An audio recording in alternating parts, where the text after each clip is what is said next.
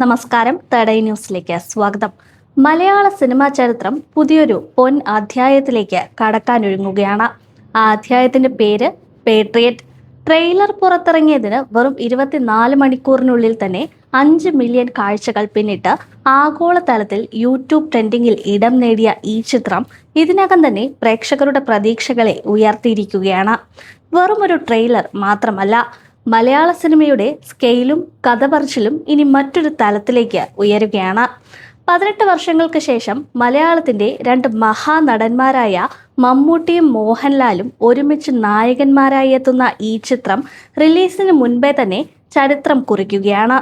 തൃശൂരിലെ രാഗം തിയേറ്ററിലും എറണാകുളത്തെ കവിത തിയേറ്ററിലും നടന്ന ട്രെയിലർ ലോഞ്ച് ഒരു സിനിമാ പരിപാടി മാത്രമായിരുന്നില്ല, മഹോത്സവം തന്നെയായിരുന്നു.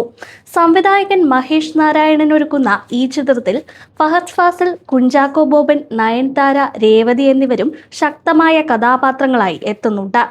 രാഷ്ട്രീയവും ദേശസ്നേഹവും വ്യക്തിപരമായ സംഘർഷങ്ങളും ചേർന്ന ശക്തമായ കഥയാണ് ചിത്രത്തിന്റെ പ്രമേയമെന്നാണ് സൂചന.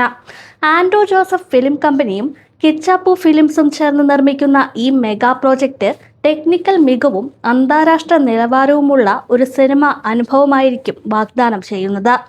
പേട്രിയറ്റ് മെയ് 1 ലോകമെമ്പാടുമുള്ള തിയേറ്ററുകളിലെത്തും.